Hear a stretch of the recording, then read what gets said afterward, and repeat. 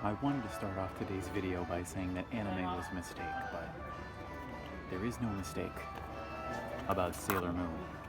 Now, it's really coincidental that I'm saying these because I just listened to the Retronauts podcast where they talked about Dragon Ball Z and Sailor Moon games.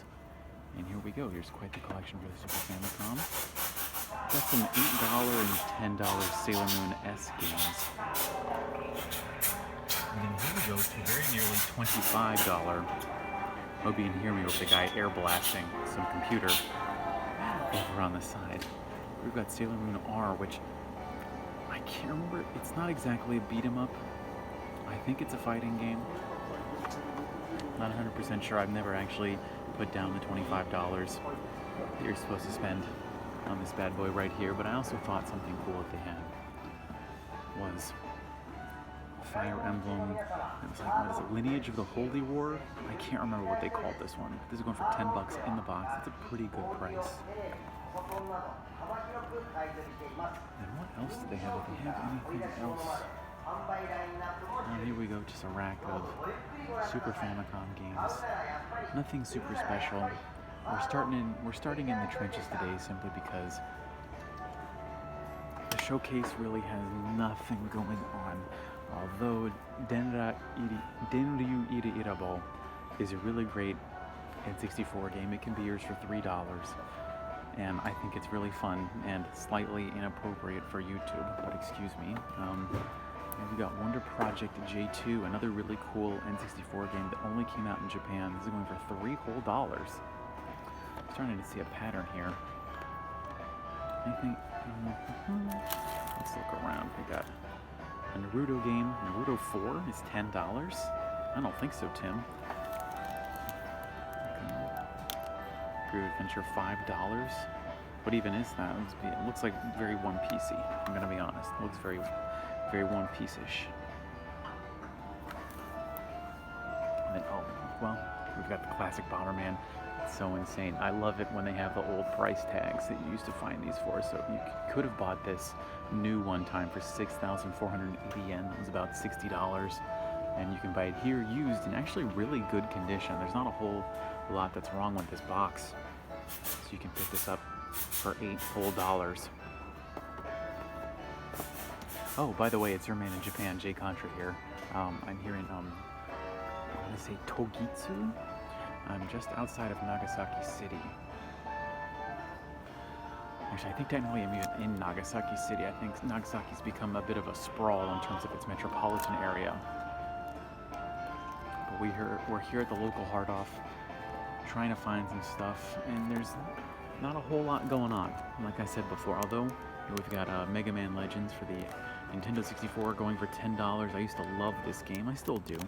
I haven't played it recently. I played it a few years ago, I think. Dynamite Soccer.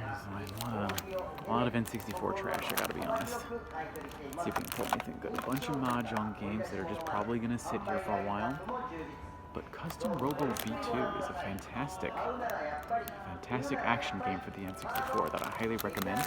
Picked that up for $10. Well, I'd probably start out with Custom Robo the first game just to get used to it, because I think Custom Robo V2 there's a bit of feature creep with it, and so you kind of get overwhelmed with what's on offer in the game, in the sequel rather. Here we go. Episode 1 Racer. I played this recently, and I think I had a greater tolerance for Episode 1 Racer back when I was a kid, because I used to be, I wouldn't say quite a professional pod racer, but I was pretty good. Pretty good. Hold on, this Mario is stuck on another game. Yeah, another Mahjong game. We got Mario Twins Golf going for about $3 a piece. And what's this $10 game here? Oh, here's another Mega Man Legends. Oh, and so just as speak of the devil, and it appears here we've got Custom Robo, the first game in the series, going for $5. This is a fantastic game that I wish I could have played when I was a kid. What else do we get? We got Mario Twins 64. No, it's Mario Twins Golf 64. Lots of Mario Golf. More than I would have expected. Got Wave Race 64. I recently played Wave Race for the GameCube. Defeat the Devil. There's a bunch of silver GameCubes. That's pretty good. Well, let's see. Yeah, let's jump to the Super Nintendo. What else have we got going on? Junk section is very unappealing this time around, so we'll just try and see what cool games we can get on the racks. I've never seen this before. What is it? It's Pop and Smash, $3. Front Mission. I can't remember if it's Front Mission. One of these Front Mission games is a really cool action RPG where you control a mech, and I've had a lot of fun playing that in the past. But it's like it might be Gun Hazard, maybe like the third Front Mission. And then here's Super Strike Eagle. Very inappropriate. I don't think this ever got released in America. Please don't ban me for showing that YouTube. We got Jams for $3. SMV. Never know what is it. Take the A Train 3 SV. That's a. Oh, it's for the. You can. If you look down here, this was a game meant for Super Famicom mouse. Here's another copy of Front Mission. Oh, here's a Dragon Ball Z Super Budoden. Huh, okay, I think it's a fighting game. It's gotta be a fighting game, right? Let's see, oh, here's Kirby 3. I can't remember what that was in Japan, but it's Hoshi no Kabi 3. $10, it's a bit beat up, so I don't know if I'd buy that, if I didn't already have it. Oh, here's a Yu Yu Hakusho. It's going for $3. Anything else? Oh, Burning Heroes for $3. Oh wow! Oh, here's Star Fox for $5. Star Fox isn't a super hard to find game, but it's fun. It only lasts about like what 30 minutes, I think, if you play it right. And then ooh, the original, the incomparable Street Fighter 2. Oh wow! And then they even have they actually do have quite a good Super Famicom collection, because we've got Mega Man X2 going for $16 whole right there, and then right behind it, if we pull over, we've got Seiken Densetsu 3, the sequel to Legend of Mana. Or was it Secret of Mana? Whatever the second Seiken Densetsu was. This is also going for $16. What a find! What a find! Although I wish it was in the box. And they even have. And we pull it up from the very top. We've got Super Metroid going for $16. How much is that going for loose in the States? I'm not sure. It looks like, wow, they've got Dragon Ball Z. What is it? I can't read the Furigana, but that's one of them. And they even have a Hook. Wow, they've got, wow, this is a pretty good, yeah, wow. Hook for the Super Famicom. And they've got Poppin' Twin B for $16. And they even have Mega Man X. $10. That's an insane price. That's actually pretty good, if I do say so myself. Oh, here's another Sailor Moon S game. This was once again, it's another Super Famicom mouse title, and then right behind that we get Chrono Trigger for $5. Think if you could find the English version of Chrono Trigger for $5, you would freak out. But here, that's just the normal price, $5. I mean, that's a fairly good price for Japan. There's a Godzilla game for $16. It seems like if the game's pretty good, if it's pretty good and it wasn't exactly mass-produced, looks like it's costing about $16. So I think we're gonna call it there for the Super Famicom games. We'll take a little look at the consoles.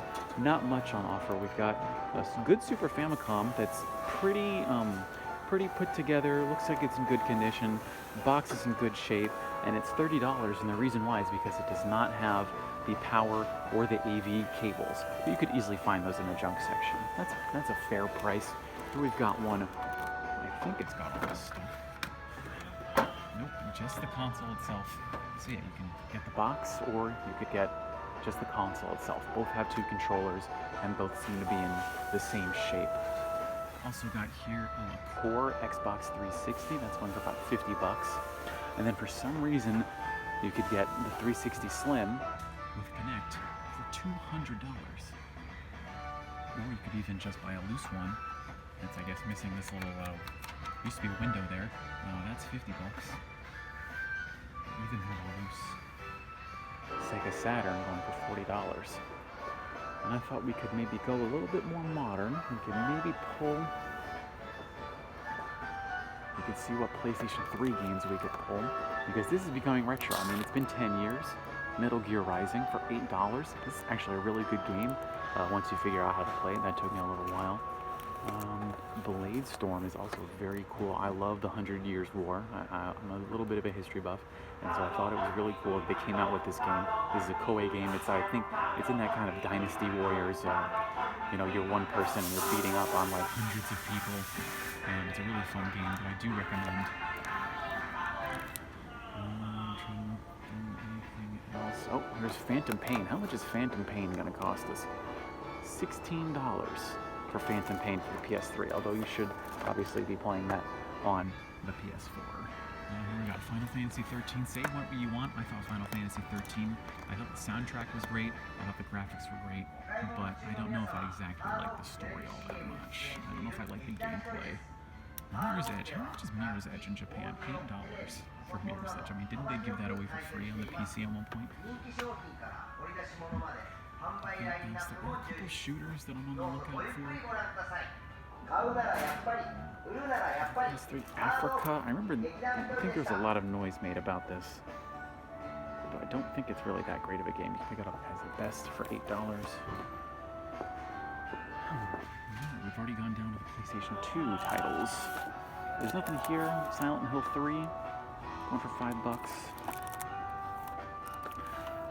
Neo Angelique. Oh, this looks like one of those trash games. And it's going for $3. What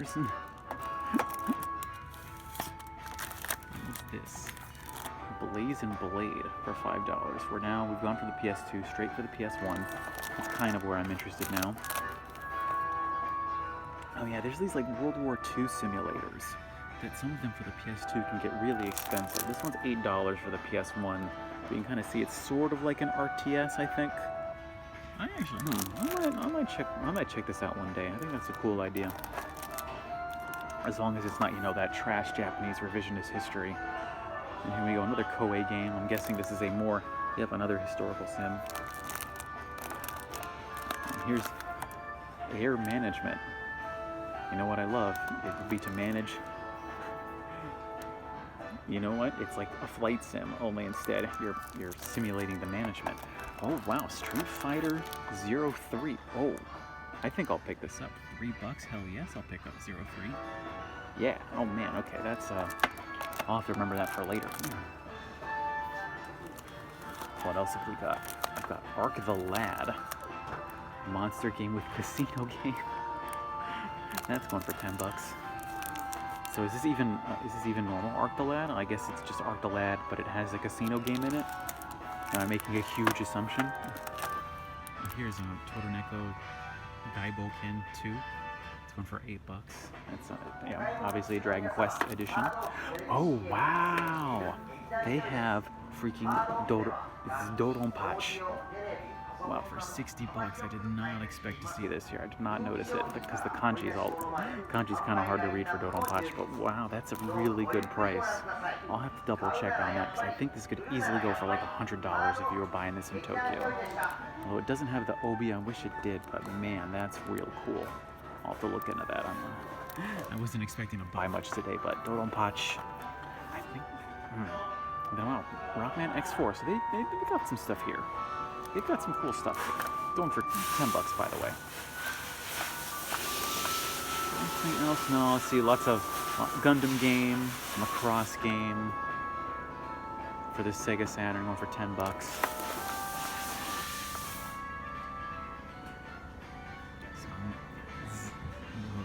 Sabunguru. Never seen that. Whoa, inappropriate mahjong games. See, the thing about mahjong games, sometimes you'll find that they're like sexy mahjong games. And so generally you play against women and you try to get them to take off their clothes. I think that's what happens. I never actually played one myself. I got Shining Force 3. And then Star Ocean for the Xbox 360 and Dead or Alive 5 Ultimate. I do like Dead or Alive, the fighting games, but I don't think I would play it on a 360 anytime soon. And then something else I wanted to show was Parappa the Rapper for the PSP, and correct me if I'm wrong, but I thought this was a really bad version because it was more or less a port of the PlayStation 1 version, but because you're playing it on an LCD screen, you're not really, like, the timing is all off, so it's really hard to play. And I think they re-released this for the PS4, didn't they? But not as like an HD remake, but just as like a port, and it didn't work out too hot.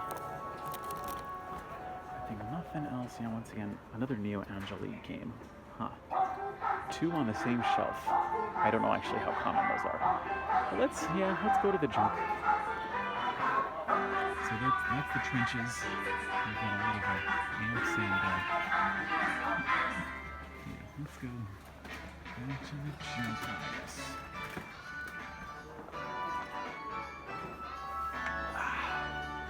So here we've got a bunch of miscellaneous kind of, just a bunch of crap. These Donkey Kongas, you see these freaking everywhere. Junk sections are more or less Wii Fit graveyards and Donkey Konga graveyards, because those actually did quite well for the GameCube. And this is so cool. Which system? Okay, this is for the PS1. This is my favorite controller ever. This is for Densha de Go. This is for a train simulator, and this is so that you can, I think this is your speed here, and then your brake is here. And I love the Densha de Go series. I've only ever played it on the N64 though, but this is so cool. I love these controllers. And then here is even another one. Wow. And we've also got 2 Super Scopes. We got one over there, and then we've got one over there. This one's going for $16.